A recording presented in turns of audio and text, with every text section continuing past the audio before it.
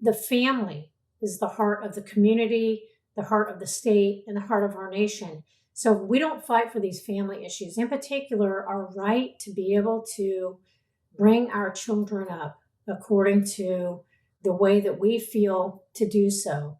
Now, we know there are bad parents out there, and there are laws to deal with bad parents. This is about addressing and creating laws that honor and respect parental rights.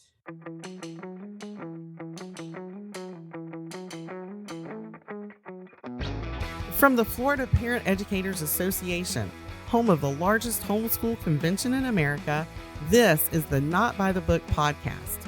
I'm your host, FPEA Chairman Suzanne Nunn, and together we will hear from guests who share their journey to who and where they are today. Each one of them at some point left the expected path, ripped the page out of the book that says you have to do it like this, and made their own way. I hope these conversations inspire you as much as they do me. Today I get to chat with Patti Sullivan, who serves as State Coordinator for Parental Rights Florida and extends her influence outside of Florida by serving on the national boards of the Parental Rights Foundation and the Child and Parent Rights Campaign. We talk about the impact and importance of making the decision to be a parent who is engaged and active in our children's lives. We also talk about the power of just a few right words and the diligence to pursue them. And then we hit home on some really good family legacy as we talk about how much our children learn as they walk with us on our journey to pursue what we are passionate about. So listen in now. Patti is a little girl. I think I spent a lot of time alone as in my early formative years. My parents divorced when I was very young. And I ended up being actually partially raised initially by a single dad, which is typically not the way it would be. So there was a lot of loneliness there. My dad would come home from work, or he wouldn't come home from work. He had other outside activities in the evenings. So the house that I lived in was across the street from the elementary school that I went to. And so when I would get out of school, I would go home, temporarily, but as it got closer to evening, I would go back over at the school and sit in the swing set and wait till my dad would come home. And I could always tell he was coming home. I would see the car lights turn the corner, and then I would run across the street. And he was struggling with some things because of what my mother had done by leaving him. She took me initially, then dropped me back off with him. So for a season, I was with him. So there was a lot of alone time. My brothers were older. They were already out of the house. So it was almost as if I was being raised by, as an only child, but although I wasn't. So those early formative years, I was very vocal. I was very outgoing at the same time. But I spent a lot of time alone waiting, for my dad to come home. And then later, I went back to live with my mother starting in late middle school. And then, I was involved in a lot of my way of dealing with that loneliness, my way of dealing with the fact that my parents were divorced and there wasn't really any conversation about that at the time. It was a Christian home, but a dysfunctional Christian home, if you understand. Mm-hmm. So I was involved in a lot of athletics. So that kept me, focused on some good things. And then I also did a lot of theater and drama through high school. So athletics, theater, and drama, and those types of things kept me active as a child. And so just dealing with that loneliness in a healthy way. But then there were some other unhealthy ways as well that some things that happened to me in my childhood. But thankfully, God got a hold of my life late teens, early 20s, and moved on from there. So and dealt with a lot of that stuff. Dealt with those things. I would like to ask you a little bit because of where I know where your story is today. So I'm curious if you would answer for me what it was like, even though I know it was dysfunctional in ways. What were your relationships with your parents like and in your home and in your family culture?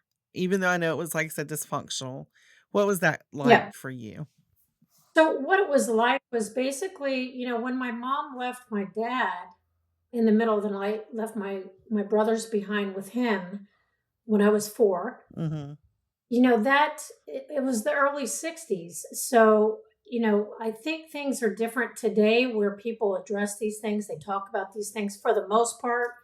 But in those days, people didn't address things or talk about things. They were kind of like hidden, Yeah. and you just kept moving on through life. So, being with my mother as she traveled and then being dropped back off with my dad, I know to this day that my mother loves me. So, I've tried to honor her in that way because we've been able to talk about these things and those things that happened. And then my dad, at the same time, I know in his own way, he loved me.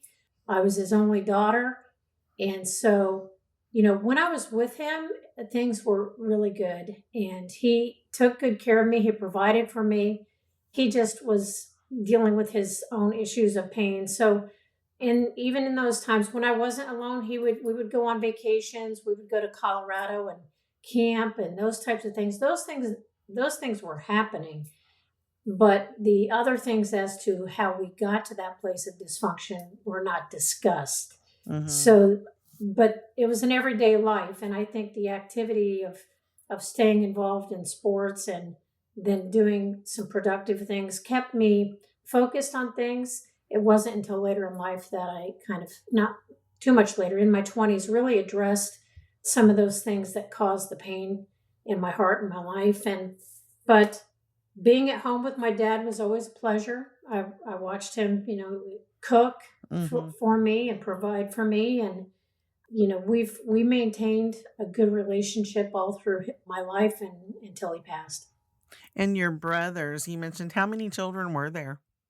Well, I had 4 older brothers, but I didn't find out until later in life that in my teens that was another part of it, is that my father who raised me actually was not my father, and I didn't find that out until my teens. It was a devastating issue because I had been looking in the mirror and I realized my dad had blue eyes, my mother had blue eyes, all 4 of my brothers had blue eyes. They all had kind of a lighter complexion, and I had more of kind of like hazel, greenish brown eyes and Yeah. a dark complexion. So there was always a question, like not really fitting in and not really understanding.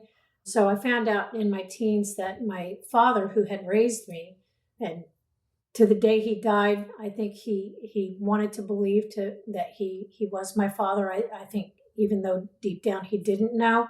So my brothers, that was part of it, is the reason they were so much older is because the youngest one was 9 years older and they weren't supposed to be able to have any more kids. And then all of a sudden I came along. So Mm. it was one of those hidden things that nobody talked about in the early 60s. I didn't find out till later that my mother had actually been assaulted. And then I was the result of that. And they just didn't talk about that. But I'm so glad she chose to keep me. Yeah. And my brothers being older, there wasn't really a connection with them other than that. So you had a lot going on. You had a lot going on. And talk to me a little bit about how you feel the sports and the theater and things that you were involved in impacted who you are today. How do you think those things started to develop something in you? I would say the athletics in particular. There was another thing that being this lonely child also did. I noticed a pattern in my life from early on, even in elementary school, is that I was always defending the kids who were being bullied. Mm. And so I can remember chasing a bully down the street who was picking on a kid on our block. Another time we were at my middle school and some people were picking on a younger guy and putting him in a garbage can and stuff like that. And I came to his defense. So there was this pattern of always being out for the underdogs, always looking out for those who were being hurt and bullied. And that came, in my sports as well. I was always a team player. I was always, just wanting to win. I wasn't looking, for credit or for glory or any of those other things. Although I did win a lot of awards, I was never in it for that. So it was really about being a part of something bigger than myself.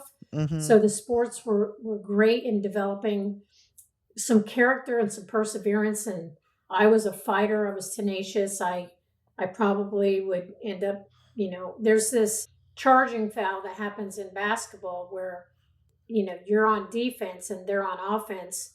And I would get them to foul me by standing in their way and them knocking me over. So I was always willing to be a scrapper and a fighter and to go after the ball and also just very tough. It created a very tough exterior and interior in me to be athletic. And then in the drama, it just gave me the ability to express myself creatively and to grow in those talents of pulling things together spontaneously. I did a lot of improvisational forensics type competitions and those types of things where you have to come up with a skit very quickly and then do it competitively. So there was a lot of creative flow in that way. And that kind of comes out today in the way that I'm able to pull things together and pull a lot of different resources and people together and sharing that. And then that scrappiness of the athletics was just that, never giving up. And you'll see that later on and how it took 9 years to get one bill passed here in Florida.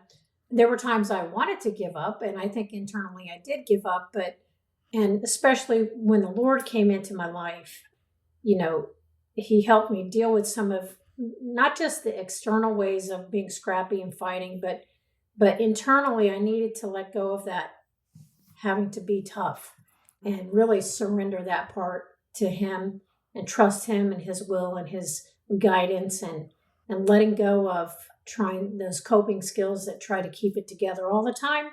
And so some of those things that kept me coping and dealing with life and being tough on the exterior, thankfully the Lord softened those areas where, over time, being able to let go of having to be the tough one all the time and look out for the underdog. I can trust him in that process. Yeah. Well, it's amazing what the touch of the master's hand can do to that raw piece of material, right? And Right. use the good things, right? And it makes something beautiful out of it. Absolutely. So talk to me a little bit about, because, you've made some references to when the Lord came into your life. Talk to me a little bit about when that shift happened for you and when you were able to deal with some of the hurt and the dysfunction from your childhood and begin to move forward in your adult life. Well, the shift happened. I mean,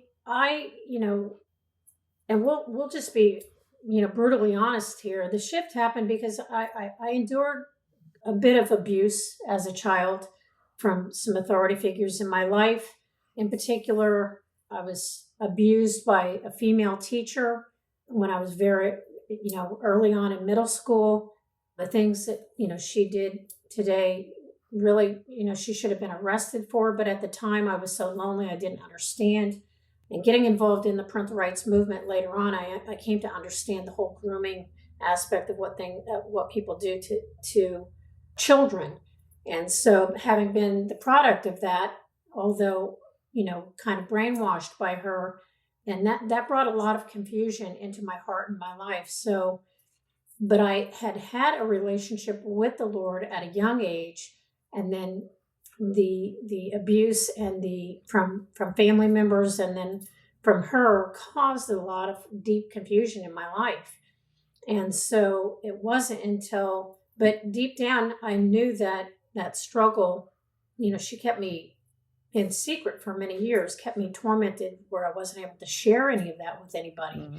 And it wasn't until I really surrendered my heart to the Lord. Even in high school, I was doing my best to maintain a relationship with him in the midst of this other, tortured life that I was living. But it wasn't until, someone looked at me and I shared bluntly what my story was and the struggles that I was having in my heart, that they looked at me and they basically said, "Do you know what? Do you think you have a problem or situations that God can't solve?" And it kind of just blew me away, because I had felt that if I had ever shared these things, that I would be rejected, in particular, be rejected by Christians and people of faith. And it wasn't until that person loved me beyond my behavior and looked into my heart, and I know it was the Lord looking into my heart, that really caused me to be taken aback. And it kind of opened that crack for me to just surrender everything to the Lord, to ask Him to help me with those deeper issues of confusion. And as I started processing through those things with Him, and then with solid mentors and counselors in my life, to directing me straight to Him, and that He began to help me process through those things, and ended up in Bible college, where I met my husband and fell in love with him. And he, I was able to, from day one, just be honest with him about, my life, and vice versa with him, with me. And then 37 years later, we've been married. So it's stuck pretty well. Let's talk a little bit about where you were when you and Jim met. So you met in Bible college, and that was We in did. New York, correct? Is that That right? New York. Yeah, Yeah. that was in New York. I had grown up in Kansas. I'd been a Kansas girl in the country, and then God supernaturally picked me up and dropped me into New York, which was culture shock in itself. And I had already had 2 years of college in Kansas. And then Jim was in New York, Long Island. He had started attending the college that I was attending, and the rest is history. And that's where we met. And we've been all over the world. We lived on the mission field and pastored and planted churches over seasons of life, but we've been in consulting for quite a few years now, business consulting. He's a business consultant. And we live in Florida. We've been here for 15 years. Yeah. And Florida is lucky to have you too. So it's been good. So I know you mentioned that you all had traveled to other parts of the world in ministry and missions. And is there some point along the way where you begin to feel the need to become active and be an activist or an advocate during the course of those years in your life, or were you just mainly focused on ministry and family? ministry, but we had always been aware of what was going on. I realize now we weren't as aware as we should have been, because there's a difference of being aware of what's going on nationally or in your state versus actually being engaged. So I'd say I was aware of those things, but the particular area, I have a niche. Many people can handle many different things, but I have a niche, which is the parental rights arena. But honestly, we were married for 17 years, and for many years, we were unable to have children. So at about the 12-year mark, we really started, really wondering what was going on. Long story short, we have 4 children in heaven. And then at the 17-year mark of our marriage, we had a miracle child. I was 40 years old when I had her. And she was God's promise to me, God's gift to steward. And at 40 years old, I had this wonderful miracle. She'll be 21 in January. And so if it wasn't for God bringing her into our lives, I don't know if I would ever even have been involved in the parental rights movement.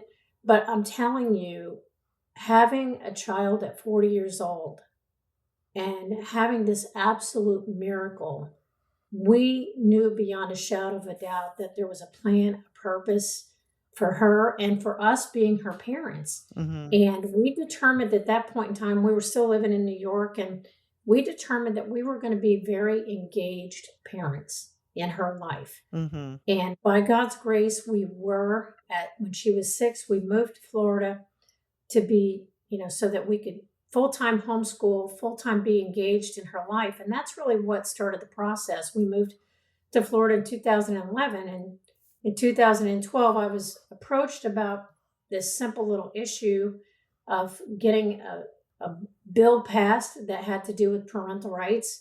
Basically, a paragraph that said, parents have the fundamental right to determine what's in the best interest of their own children in regard to their well-being, their education, and their upbringing.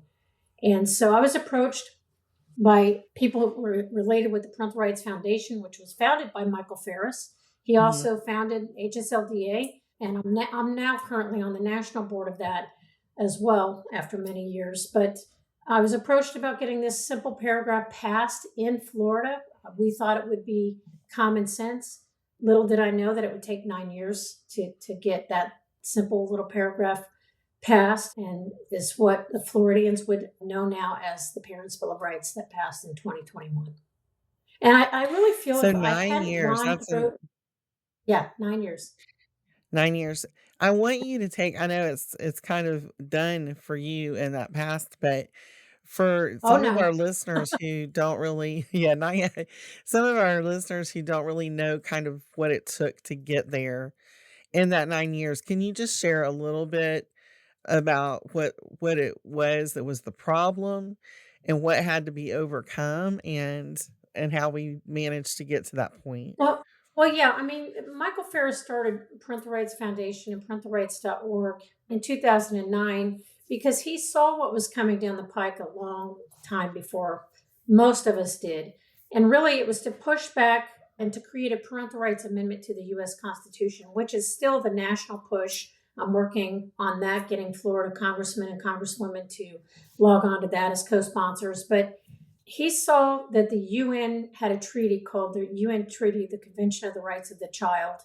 And any treaty that's passed by our Congress or ratified by our Congress trumps our sovereignty in whatever that area is, unless it's in our Constitution. Mm-hmm. And so that treaty would have completely taken away all of our parental rights here in the United States, unless it's in the Constitution. And that's why we're doing that.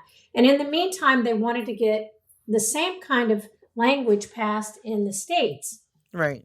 To just start working on that. And that's why I was approached in that. So I started in 2012. I knew nothing about the legislative process. You hear the old saying this, how does an idea become a law?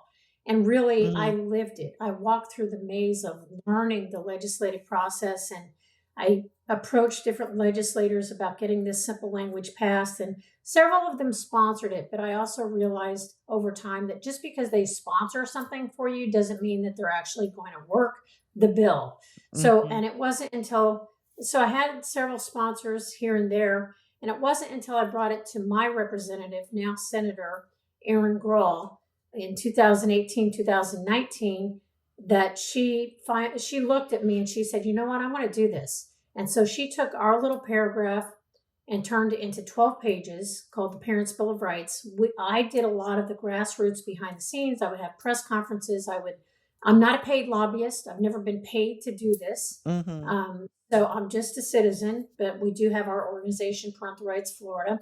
I encourage you to go to the Facebook page for updates because we're still working on legislation. And it wasn't until those last 3 years, it took 3 years from that point out of the 9 years to get the bill passed.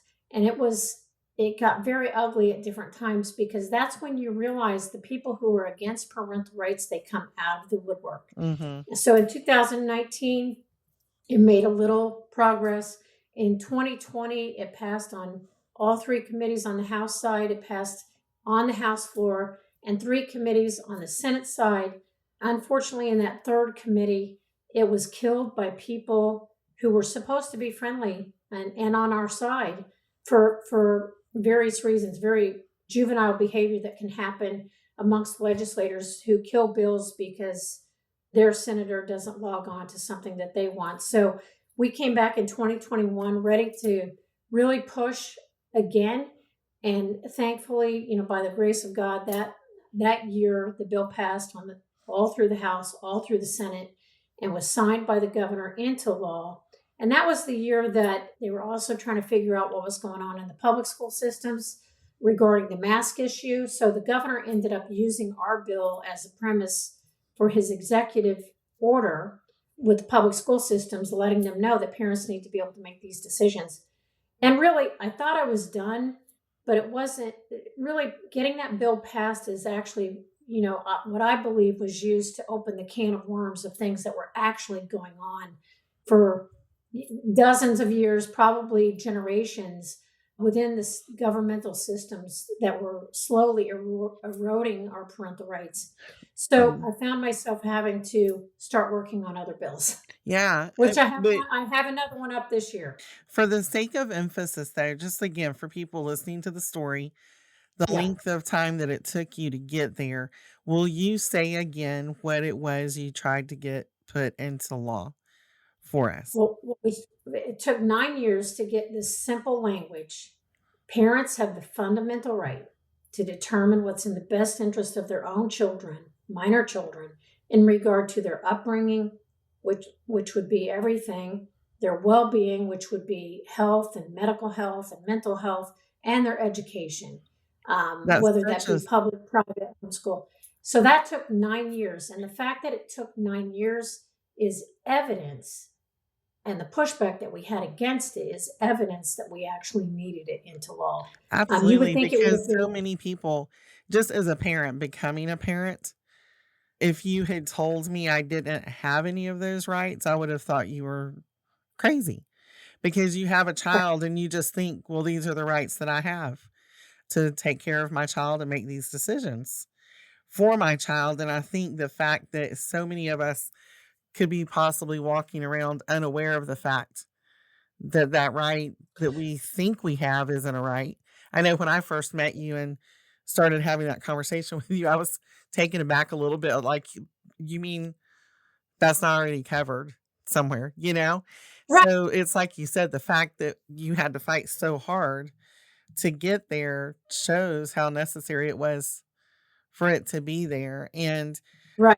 And I think that homeschooling parents in particular, and I would say a younger generation of parents in their 20s, 30s, and 40s, there's been we've taken advantage and taken for granted for so long that we're just here to live our lives, that in mhm, some ways, it's been a collective amnesia, almost a sticking our heads in the sand, that I'm just going to live my life. And but we didn't, you don't realize, and we need, I was very grateful when the public school parents woke up.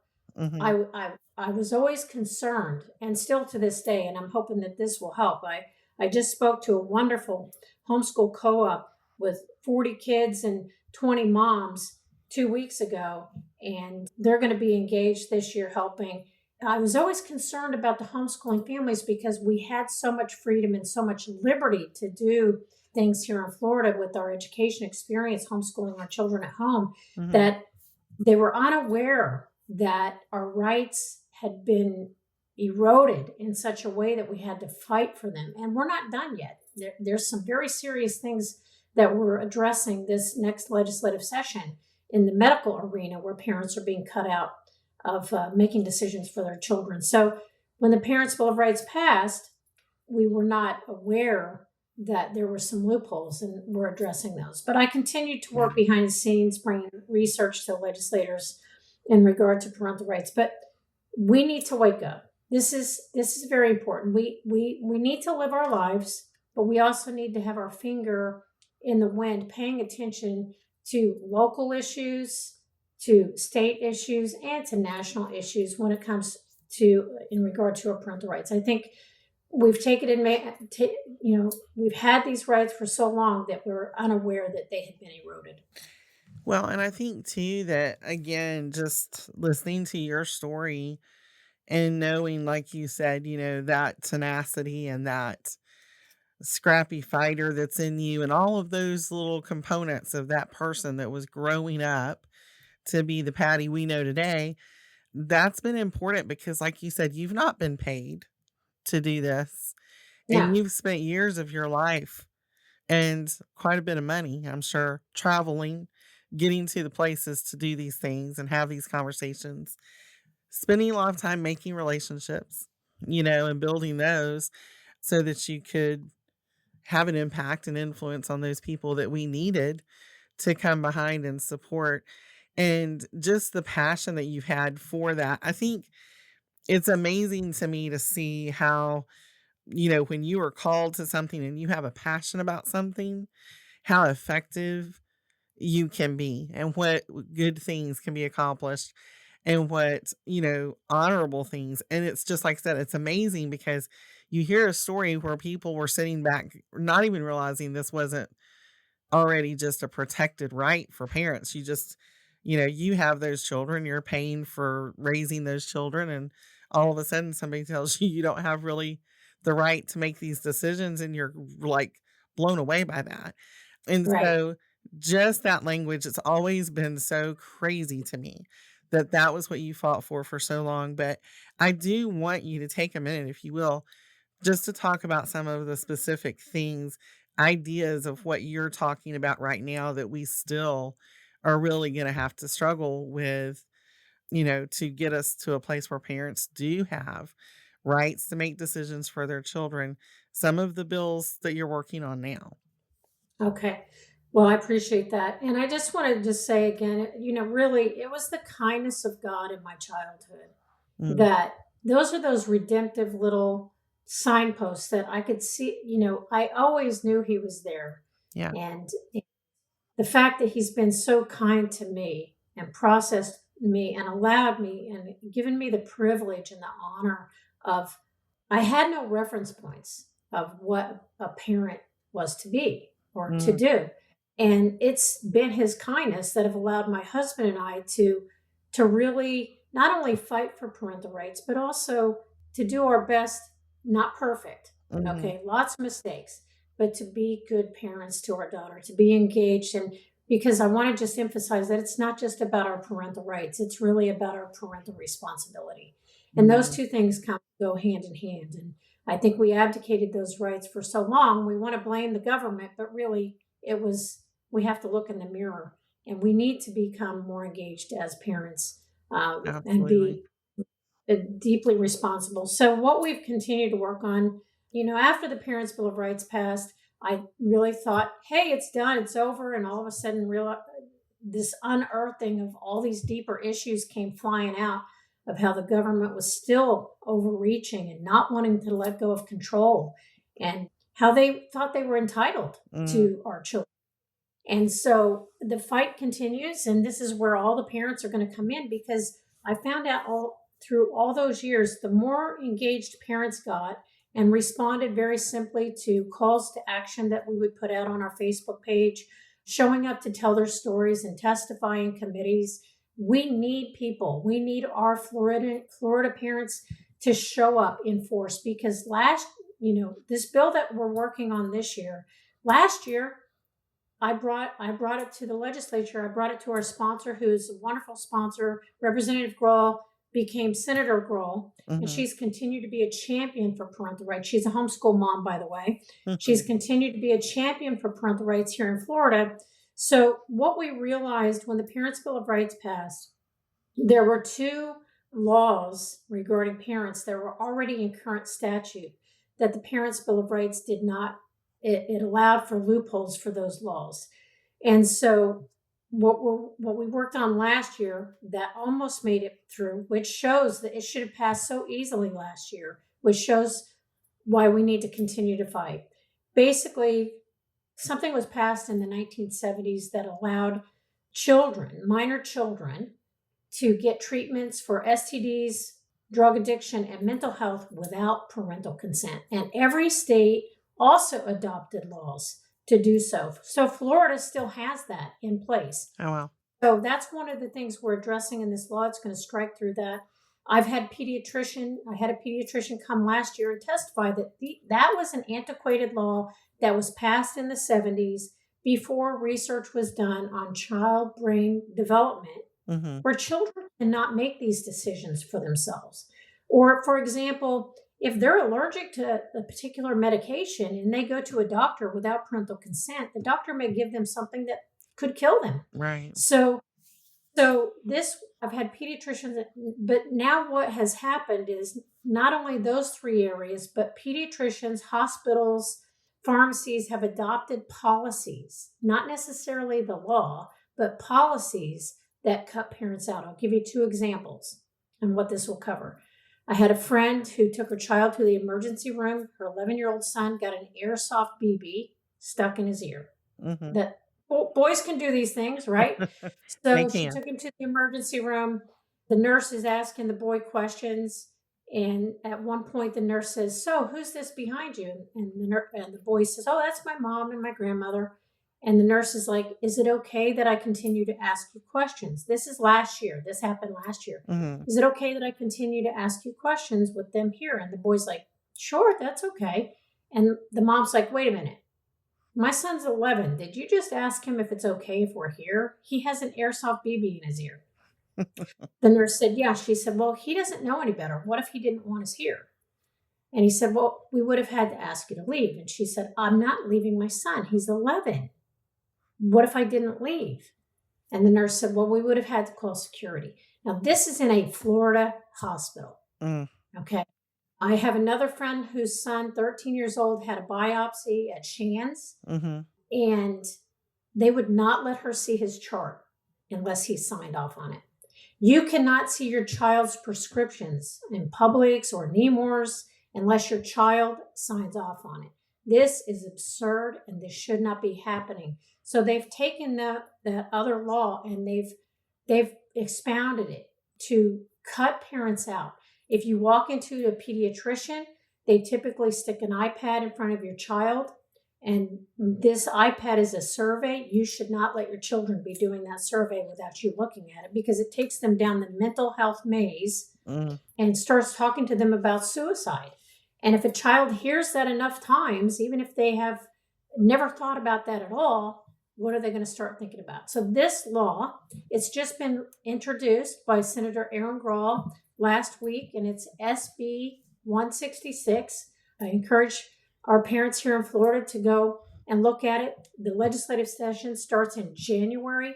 I need parents' stories because this is happening all over Florida, and we're supposed to be leading as a state in parental rights, and we're not, because we haven't got this passed yet. Idaho's already passed it to undo all the bad that has been done for it, because parents know best.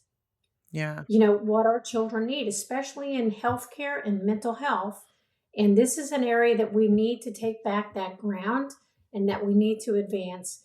And my request would be that every single parent here in Florida take some time to go to our Facebook page, Parental Rights Florida, our website, parentalrightsfl.org, and be ready for those calls to action. I make it very easy. I give you a script. I tell you what to say. But if the legislators do not hear from us, because the lobbyists every day, the people that I watched last year come to the committees to speak against this bill, if I told you the names of these organizations, it would be appalling to you, that don't want parents to have these rights for their children. So if we, the parents, get involved with our legislators here in our state, we will get this bill passed this year. And it's not, I can't do it. I cannot do this alone. And if I just had a percentage of my homeschool families, because I am one, I love homeschooling, to get engaged alongside and contact their legislators and say, get this bill passed this year. No more diddle-daddling, no more special interests getting their way with you. Let's get it passed. So that's what we're working on here in the state. We have 2 federal laws that we're working on several boards nationally. The Parental Rights Amendment to the U.S. Constitution was just sponsored by a homeschool mom from Illinois, Congresswoman Mary Miller. And we've had several of our congressmen from Florida log on as co-sponsors. You can contact your congressman and tell them to log on to that. And so we're not done. We need to be leading in Florida, and we can lead if all parents will do something and step up to the plate with us. I love that. And I know you've spoken a little bit about just bringing homeschool families and homeschool parents along because we're a community that you're connected to and a community that you've been a part of, the whole time you've been raising your child. But Yes, these things I impact love FPEA. every parent. Yeah. But these things do impact every parent. And so I think it's important for us to share that with everyone.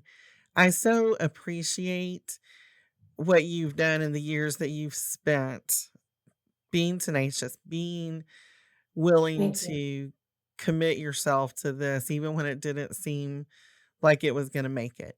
But I can't ignore this one simple fact. It took 9 years, and your daughter's Mhm. 21.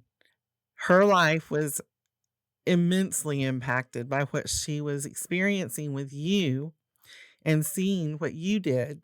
And I want You're you gonna to make share a me little cry. bit. I don't want to make you, it'll make me cry if you cry, so don't cry. Yeah. But it's true. And I think I want you to share a little bit about how you have seen it direct her path to see you do what you were called to do.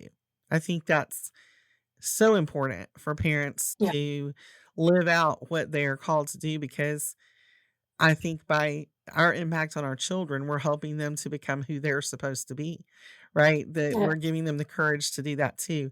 So tell us a little bit about Abigail and how you've seen these things develop in her.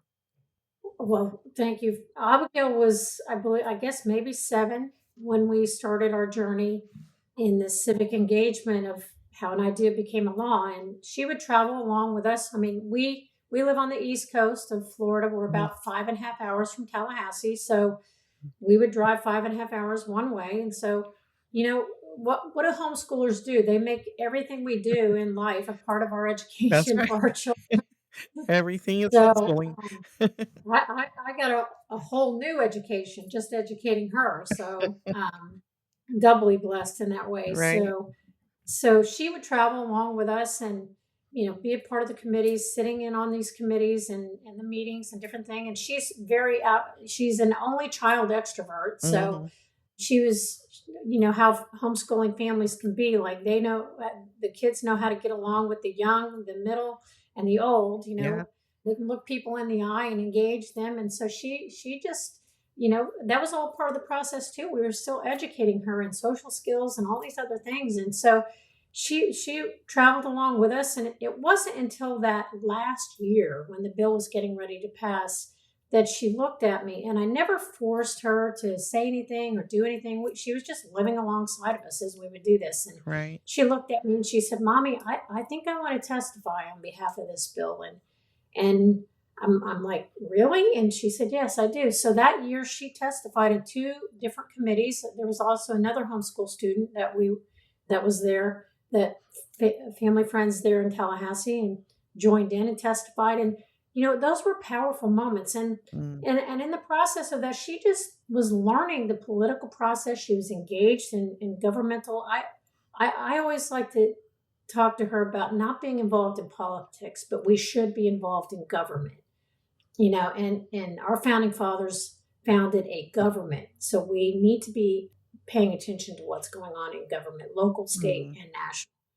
And so we also, put her in programs like Teen Pact, and I became a state coordinator for Teen Pact for a season, and they teach them the legislative process and the political process, and Patriot Academy. So she was involved in Patriot Academy, but in her senior year so she was there with us when we got the bill passed. Mm. She was there when the governor signed it. She's got her Mhm. picture there with the governor, and as a part of that, she just connected with these different legislators in ways that I couldn't, because she just had a genuine heart. She wasn't in it for anything else other than just relationship, which we try to model as well.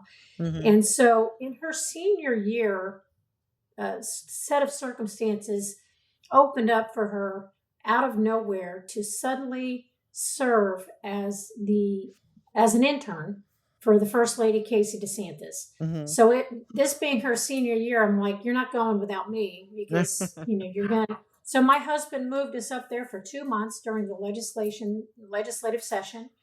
So I was able to be on site and continue to work on bills. And she was in the governor's office every single day for 2 months. And I'm telling you, her entire life, God used that opportunity to completely, I mean, she was already moving in the direction of government, but this shifted her in such a way that she came out of that experience and she had profoundly positive experience. They treated her so well. They were so good with her. And she worked hard and she got things done for the first lady that she couldn't even talk about at the time, which was, the ethical thing, which is awesome. But she came out of that saying to me, she sat us down and she said, I really feel, she was originally going to study strategic intelligence in college. She said, I really feel called to study government, American politics and policy. So right now she's in her third year of college at Patrick Henry College, and she's studying government, American politics and policy. She plans to attend law school and become a constitutional attorney. And of course, that's, it's in the Lord's hand with that. She just two weeks ago started a TPUSA chapter on her college campus because of, tragically what happened to Charlie Kirk, and how she's one of millions of young people that are going to be engaged like our generation never was. Yeah. They have a heart after God and they have a heart to see things done differently. So her life was majorly impacted by our experience, and she has a genuine love to make an impact in a civic way for her generation. And we were just happy to be a small part of that. It's amazing. I love the story. I love to hear the stories, of what brought people. And, I would be really interested in seeing 20 years from now what Abigail's story is like, right? Because when you follow those things that, God's called you to, when you have a passion to serve and a willing heart, it's just beautiful stories, I think, that are grown out of that. And like I said, we so appreciate what you have been committed to doing and willing to do. And people don't, unless they're doing something in a similar fashion, people don't always understand the sacrifice that comes with it.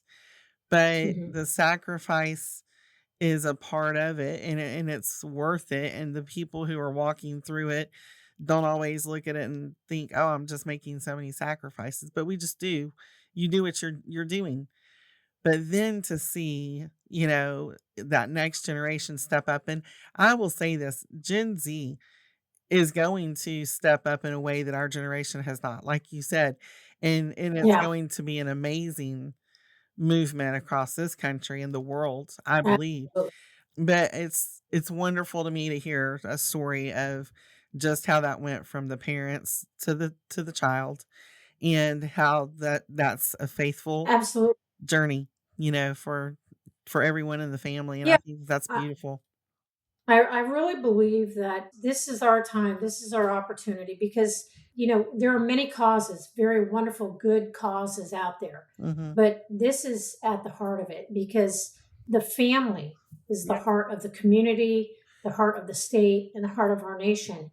So if we don't fight for these family issues, in particular, our right to be able to bring our children up according to the way that we feel to do so.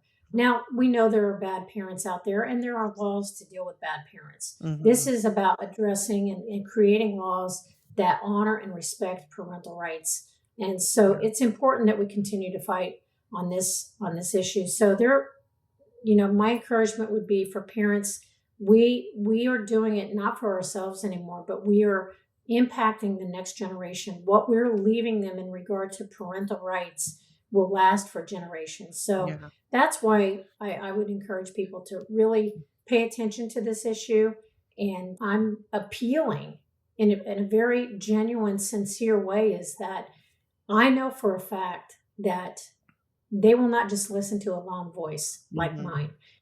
I do know that they respond to thousands and thousands of phone calls and parents' stories. So if parents have any stories, in particular in the medical arena right now that have happened to them in Florida, we need to hear your stories, and we need to, you can message me on that Facebook page, Parental Rights Florida, And if you're willing to testify or even write your testimony out, these legislators will get them ready, and to share with that. So they will respond to the voices of many.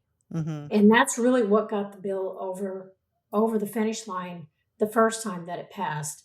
And I'm once again appealing that I'm asking for parents here in Florida to please consider contacting your legislators. And you can get the updates on our Parental Rights Florida Facebook page. There's things you can do locally with proclamations that I've created for city councils and county commissions and also school boards. We have proclamations. I've had 2 school boards here in the state proclaim October as Parental Rights and Appreciation Month. So everywhere that we can get elected officials aware of this parental rights issue, the better. So everyone has an opportunity to get involved if they would like. That is so important, and I'm going to encourage everybody that's listening to do that, and also to encourage their friends and other parents to come alongside. I want to ask you one last thing, and we're going to wrap up here in a minute, but Okay. I know going through some of those long days and years and the moments of feeling like, man, is this going to happen? And is it worth it? And am I going to keep doing this? That there was something that kept you going. I don't know if it was a verse, if it was a quote, if it was something that someone said to you, but what would you share with someone who is in the fight to still do those things and to still be actively engaged and to serve in those ways? And what would you say to them to give them encouragement in those moments when they feel like just this is done? Well, I think first and foremost, there's a lot going on in families' lives, and it can be overwhelming. Mm-hmm. And, I think relying on the Lord, really truly laying those things down and allowing Him to work those things out in His time, and also just recognizing that He has placed us in this time and in this season of history for a reason. Mm-hmm. In the book of Acts, it says He chooses the exact times and locations of where we are to live. Mm-hmm. So you're not here by accident. You're not here by coincidence. You're here by divine purpose and plan. And you are the parents of your children. You've been chosen to be the parents of those children. And there's a purpose and a plan that God has for you in every single family. And just allowing the burdens that can get in the way to quickly resolve them amongst yourselves, and be a family of hope and making a difference. The thing that keeps me going right now is recognizing that everything that we do for parental rights is not necessarily about us anymore. It's about the future generations. And it's also about protecting children, because some of these things that are happening in these arenas where we need to get the laws passed, harm is happening to children. It may not be your child, but it's somebody else's child. So we have an opportunity as we engage in parental rights and responsibility to make an impact for our children and our future generations. And that's what keeps me going, is I'm having hope for the future, not just for myself, but for the generations to come. I like that. Be a family of hope. That's Be a family of hope. A good encouragement. Well, thank you so much. Thank you, Patti. Thank you for your family and the work you've done. And thank you for sharing your story with us. I've loved having this opportunity. And we look forward to hearing more from you about what's happening in legislative session and being there with us, because you'll be with us at the Day at the Capitol this year. So we'll hear some more from you then. But thank you. Okay. And thank you for sharing. Thanks for having me, Suzanne. Thanks for listening to the Not by the Book podcast from the Florida Parent Educators Association. To learn more about homeschooling in Florida or to find resources to help you on this amazing journey, visit our website at FPEA.com. If you have any suggestions for future guests, contact me, Suzanne, at notbythebook@fpea.com. Thanks again for listening, and be inspired to live your life not by the book.